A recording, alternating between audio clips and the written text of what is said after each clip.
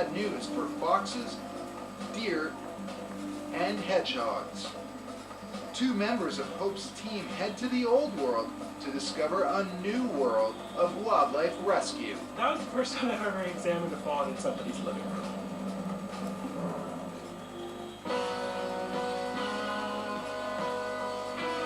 As man pushes further and further into the wild, nature suffers. This unique rehab center on Canada's East Coast offers injured and orphaned animals one last chance.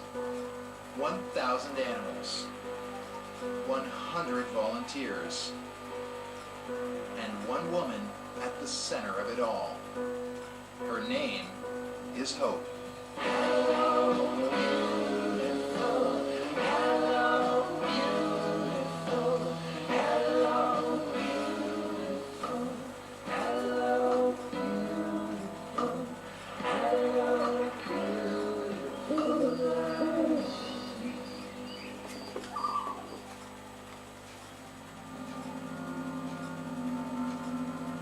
This is the face of mange.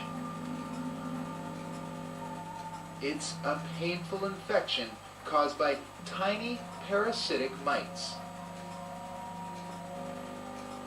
This case is just about as bad as it gets.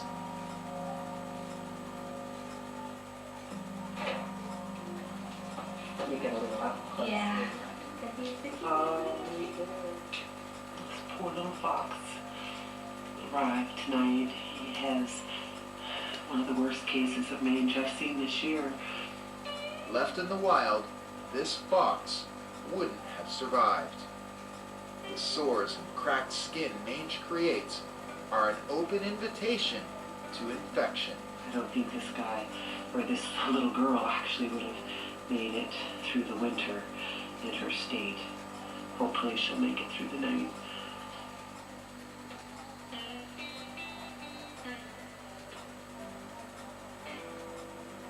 So yesterday we got a red fox, and today we're going to give her some antiparasitic to help get rid of the mange mites that are really causing the problem. So this is our liquid antiparasitic, and she doesn't eat a whole lot. So rather than putting her through the stress of holding her down and trying to inject it, I'm actually just going to put it in a little ball of meat because there's so very little of it. And then I'm going to add her little antibiotic pill. Just squish it all together. Hopefully she'll just eat it right away. We won't have to force it into her.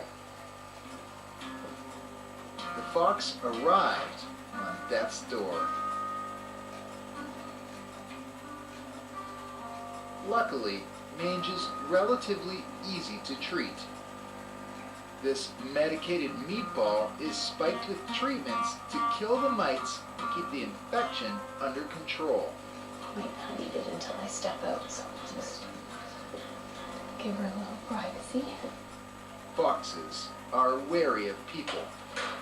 She won't eat while watched, but take your eyes off her for just a minute.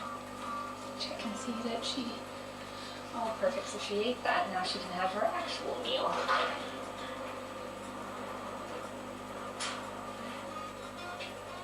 The bad news is the treatment can take months.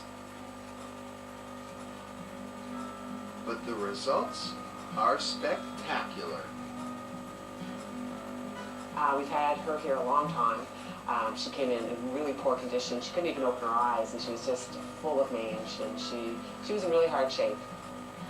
After 3 months and a little help from her friends at the rehab, she looks like $1 million. She looks a lot better. I think she might go in if we put the tree behind the carrier. She's ready to go home. If you got the net, you could sort of poke her, so she might go down that. Perfect. There.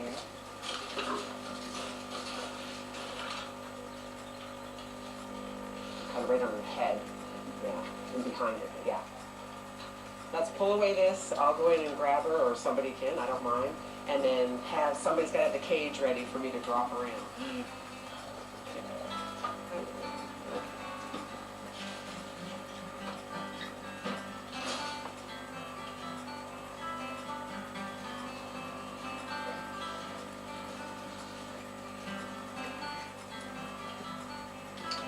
There you go. She's thin, but she looks a lot better than when she came in. There. I know. To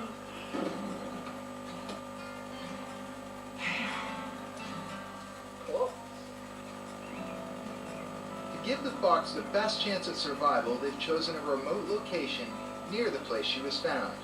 Yeah, just set it down right here. Hope for Wildlife usually rescues about a dozen foxes each year. Oh. There are other rehabs that rescue hundreds. Two members of Hope's team have been invited to see one of those rehabs up close. It's nearly 5,000 kilometers away on another continent.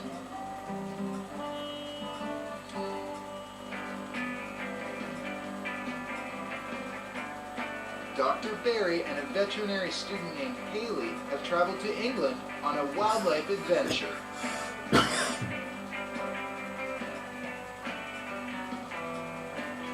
Haley's been volunteering at Hope for Wildlife for 6 years and working at Dartmouth Vet for 2 summers. I was looking forward to traveling with Haley because, you know, Haley's a pretty upbeat person, very outgoing and a lot of fun to be around.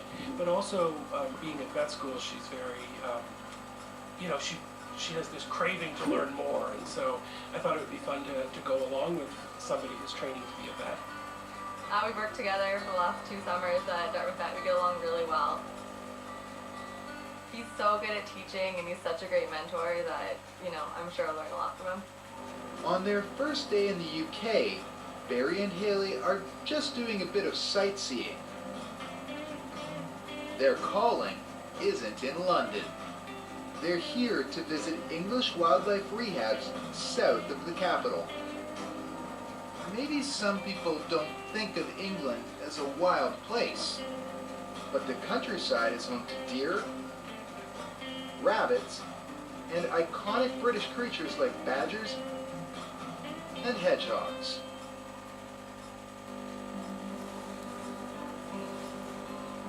The first place they're visiting is the Fox Project,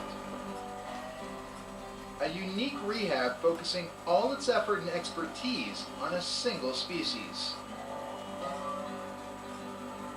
I've always been fascinated by foxes ever since I was a child. The very first fox I ever saw I still remember. The Fox Project's been in existence for 22 years now.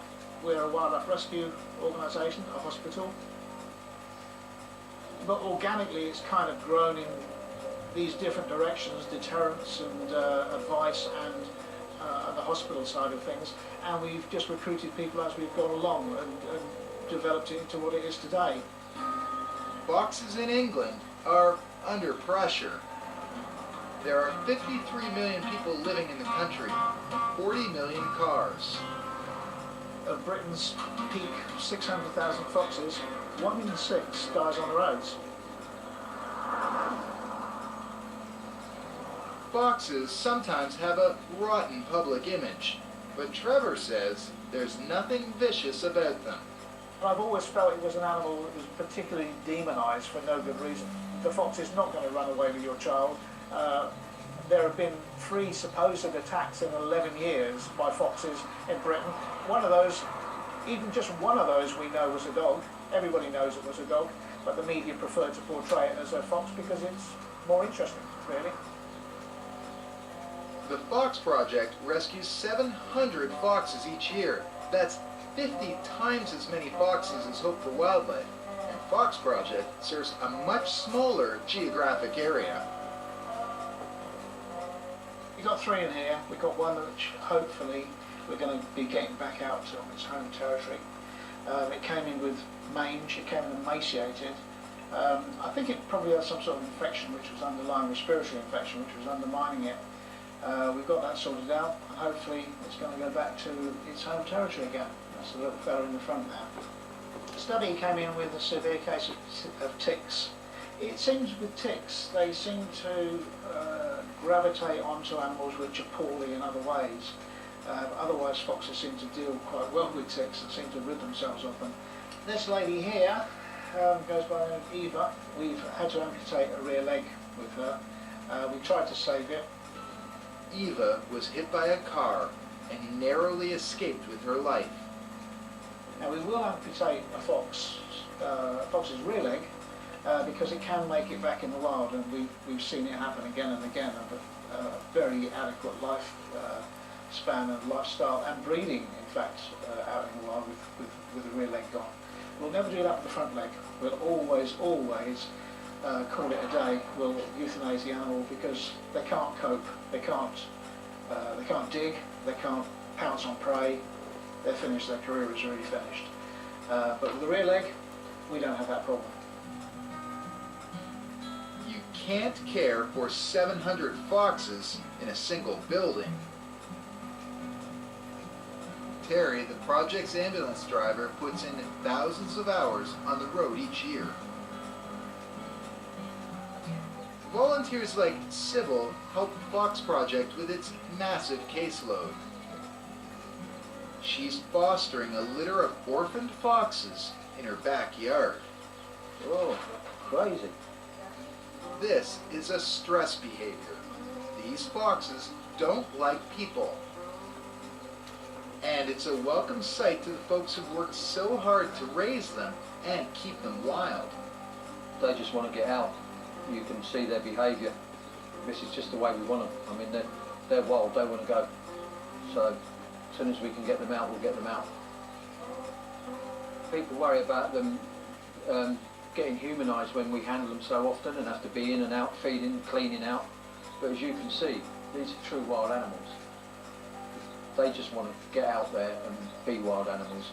So we've really got no worries about them attaching themselves to us and hooking on. We know they're going to go.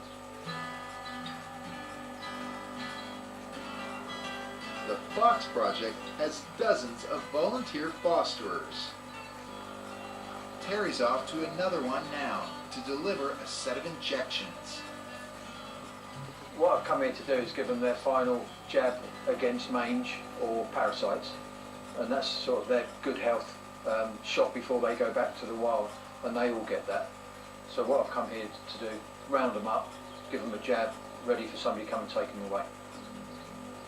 It's the last contact these foxes will have with humans before their release. Catching the foxes won't be easy, and it shouldn't be.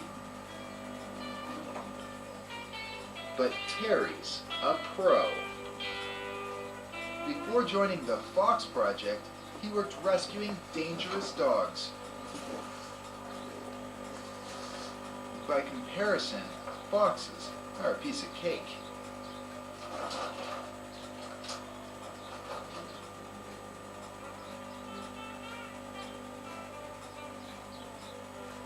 So they're all jabbed, ready to go.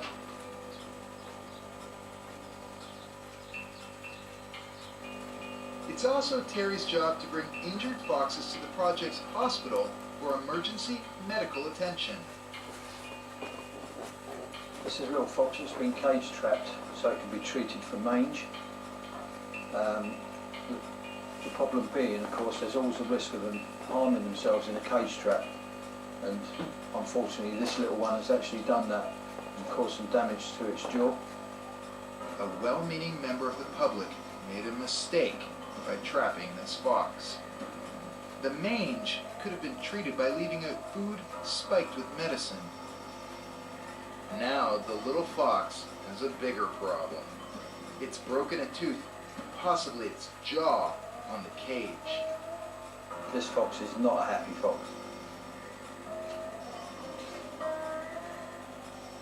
Lucky for the fox, a veterinarian with plenty of wildlife experience is about to make a house call at the Fox Project.